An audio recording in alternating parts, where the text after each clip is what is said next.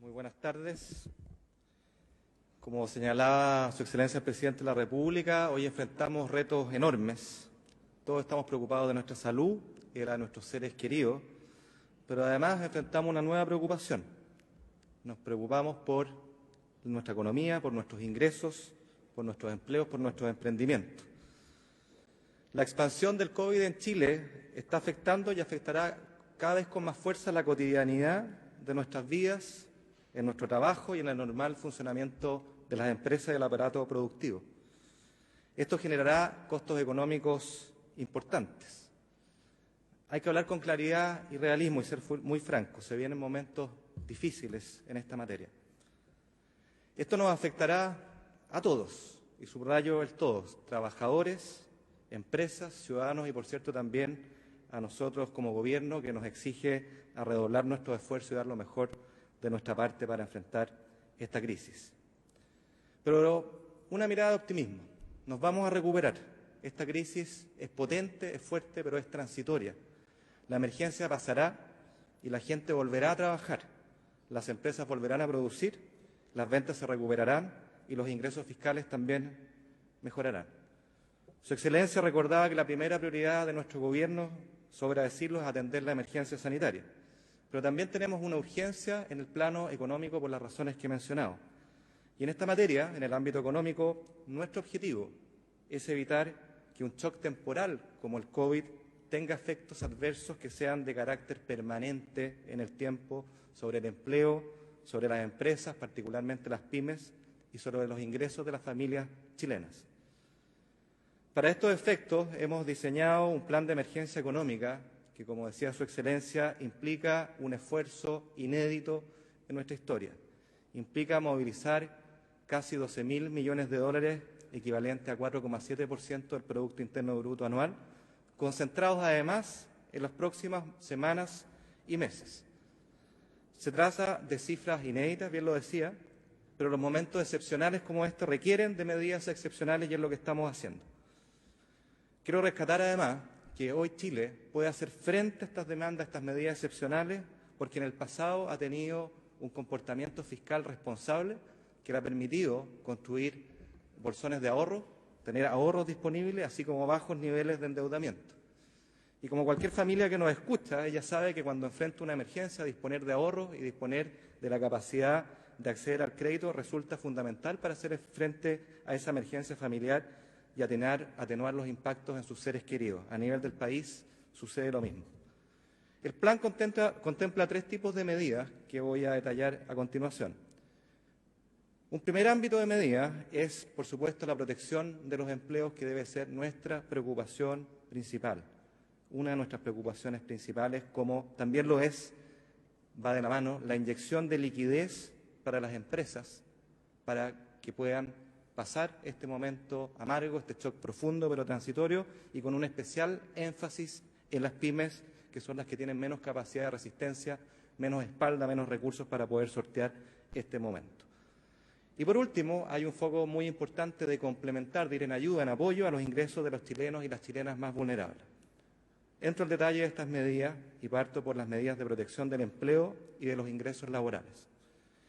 En primer lugar, tenemos una ley de protección a los ingresos laborales que vamos a presentar al Congreso, que consiste en que cuando el trabajador o la trabajadora, en el marco de esta emergencia y por mandato de la autoridad sanitaria, debe permanecer en su hogar sin posibilidad de realizar sus labores a distancia, teletrabajo, se le permitirá la suspensión temporal de sus funciones en las empresas, así como el pago de sus remuneraciones por parte del empleador.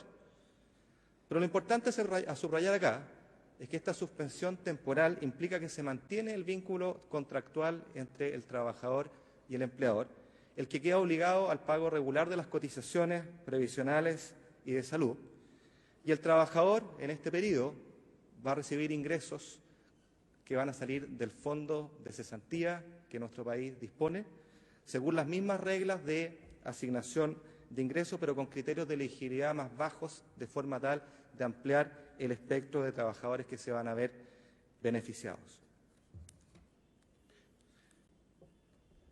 Para garantizar la sostenibilidad del Fondo de Cesantía, particularmente del Fondo Solidario, ustedes comprenderán que en un nivel masivo esto puede drenar rápidamente los recursos de este fondo. Y es por eso que el Estado va a concurrir con recursos por hasta 2.000 millones de dólares de forma tal de asegurar la sostenibilidad del tiempo de este fondo de cesantía, de forma tal de poder cumplir con sus obligaciones. En segundo término, siempre en materia de protección del empleo, que insisto resulta fundamental, tenemos en el Congreso un proyecto de ley de protección del empleo que le pondremos discusión inmediata y que permite la reducción de la jornada laboral, compensando la disminución de remuneración que el trabajador pueda sufrir en hasta un 25% del salario adicional que viene también del Fondo de Salud, de Seguro de Cesantía, del Fondo Solidario, del Fondo de Seguro de Cesantía. Estas dos medidas, y aquí me detengo un segundo para explicar qué significan, más allá de la norma, estas dos medidas aplicadas en forma conjunta buscan evitar, en primer lugar, que se destruyan empleos, al tiempo que se mantiene el vínculo y los derechos laborales del trabajador y se le asegura una fuente de ingresos extraordinaria mientras dure la situación de emergencia. Por ejemplo, un café o un comercio pequeño cuyos empleados por razones de enfermedad o prevención sanitaria no puedan acudir a su puesto de trabajo o cuyas ventas se reduzcan a un mínimo, en lugar de tener que cerrar sus operaciones y despedir a todos o parte de sus trabajadores, podrán llegar a un acuerdo con estos para mantener el vínculo laboral, para mantener el contrato de trabajo, continuando pagando sus cotizaciones previsionales y de salud, pero aliviando temporalmente el costo de la planilla de remuneraciones para que esa empresa, ese café, ese comercio logre atravesar esta situación de emergencia sin tener que quebrar. A su vez, en este ejemplo, el trabajador podrá acceder al seguro de cesantía con requisitos más flexibles que los habituales, lo que le permitirá contar con una fuente de ingresos para solventar este periodo excepcional. Es cierto que ese ingreso será menor que el que tenía en una situación de normalidad, pero justamente hoy enfrentamos una situación extrema en que lo que más queremos es evitar que se pierda el trabajo y la fuente completa de ingresos. Es importante entender este punto. Al final de este periodo de emergencia, la empresa, el café, el comercio y el trabajador podrán retomar su relación laboral normal, manteniendo intactas las remuneraciones y todos sus derechos laborales. Así evitaremos que esta emergencia transitoria se transforme en una crisis más duradera. Un segundo set de medidas que contempla este plan económico de emergencia tiene que ver con una serie de herramientas que permiten entregar liquidez al sistema productivo, particularmente a la PYME, que como ya mencionaba es la que más lo va a necesitar. Dentro de los instrumentos, el primero de ellos son las medidas tributarias, y permítanme que acá entre a la abstracción o a cosas un poquito más aburridas, pero que son importantes para que se entienda cuáles son estas herramientas que estamos proponiendo. En primer lugar, la suspensión por 3 meses de los pagos provisionales mensuales del impuesto a la renta de las empresas de nuestro país. Esta medida permitirá inyectar liquidez a 700.000 empresas por hasta 2.400 millones de dólares en los próximos 3 meses. Una segunda medida tributaria es la postergación del IVA de los próximos 3 meses para todas las empresas con ventas menores a 350.000 UFs, posibilitando su pago en 6 o 12 cuotas mensuales a tasa de interés real cero, dependiendo de su tamaño. Esto nuevamente es una fuente importante de liquidez para estas empresas por hasta 1.500 millones de dólares, beneficiando a 240.000 empresas durante el segundo trimestre. Una tercera medida tributaria es la anticipación de la devolución del impuesto a la renta que le corresponde a las pymes. Las empresas pymes, con esta medida, recibirán su devolución en el mes de abril, en lugar de mayo, se anticipa en un mes. Esto permitirá entregar mayor liquidez a más de 500.000 pymes, que tienen ventas hasta 75.000 UF, por un monto total de 770 millones de dólares. Cuarta medida tributaria, postergación hasta julio del 2020 del pago del impuesto a la renta de las pymes, de acuerdo a lo que declaren en la operación renta de abril próximo. Esto le significará la liberación de recursos en caja por 600 millones de dólares a 140.000 pymes. Otra medida tributaria adicional, la postergación del pago de contribuciones de abril para empresas con ventas inferiores a las 350.000 UFs y para personas con propiedades con avalúo fiscal inferior a los 133 millones. La contribución postergada será pagada en 3 cuotas, junto con las siguientes 3 cuotas del año, con una tasa de interés real cero. Esto implica movilizar recursos por 670 millones de dólares y beneficiar a más de 1 millón de personas y 450.000 empresas.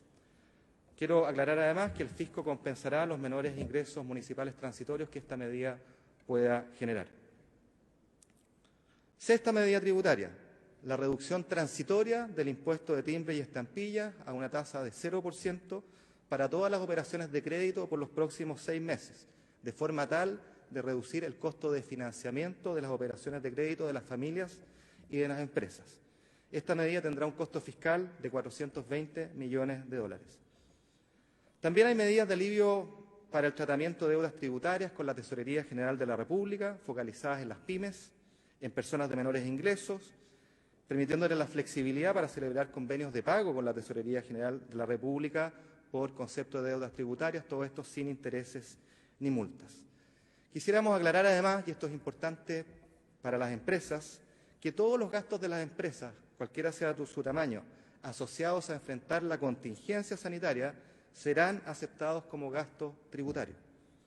Por último, se otorgarán mayores flexibilidades en los plazos para presentar las declaraciones juradas asociadas a la próxima operación renta. Termino entonces con las medidas tributarias y paso a señalar otras medidas de liquidez para la pyme. Como Estado tenemos un compromiso de poder asegurar el pago oportuno de las facturas de todos nuestros proveedores. Y es por eso que a partir de abril estaremos en condiciones de pagar al contado todas las facturas que están pendientes de pago en el Estado.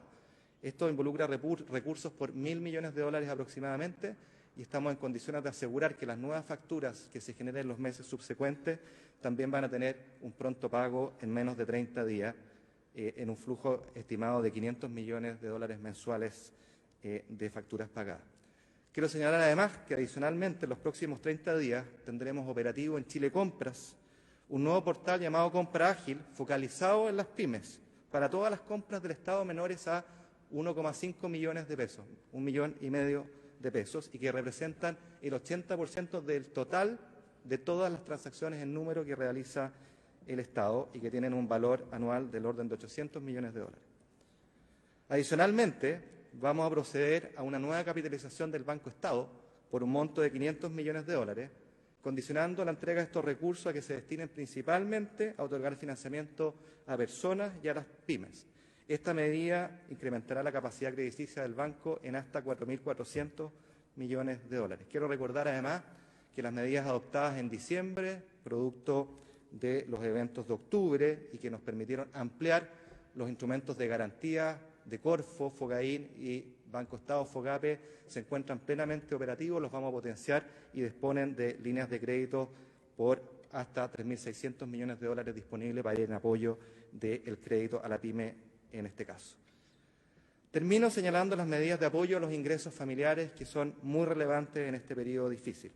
En primer lugar, daremos un bono de apoyo a los ingresos familiares que beneficiará a más de 2 millones de personas beneficiarias del subsidio único familiar.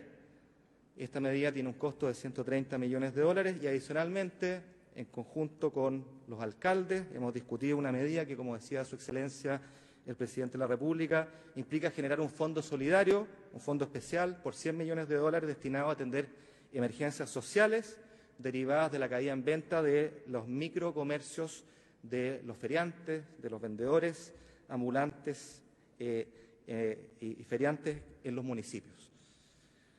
Para terminar, quisiera enfatizar que estamos como Gobierno conscientes y empatizamos con la preocupación y la incertidumbre que la llegada del COVID ha despertado entre todos nosotros los chilenos, no solo en materia de salud, sino que, como me he referido, ahora también en el plano económico.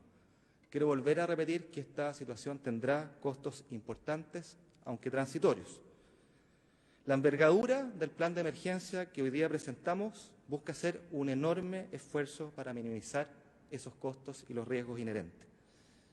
Quiero subrayar que resulta fundamental que podamos enfrentar y compartir estos costos entre todos, empresarios, trabajadores, gobierno, los ciudadanos, porque esta crisis nos obliga a actuar unidos, exige generosidad y exige apoyo de todos nosotros para quienes más se verán afectados en esta coyuntura.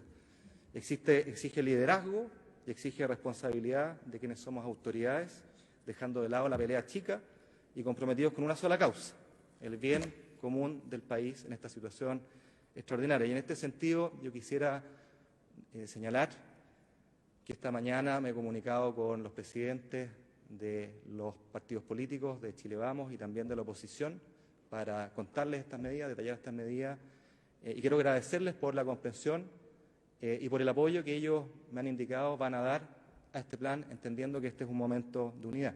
Quiero agradecer también a los alcaldes con quienes hemos tenido una conversación y nos han llegado muy buenas ideas, porque también su rol será fundamental. Atravesaremos por un periodo difícil, pero la emergencia pasará. Volveremos a trabajar, volveremos a producir y seremos capaces de volver a levantarnos de esta crisis como tantas veces lo hemos hecho en nuestro país, porque somos un gran país que saca lo mejor de sí cuando actúa con unidad, particularmente en los momentos difíciles y exigentes como este. Muchas gracias.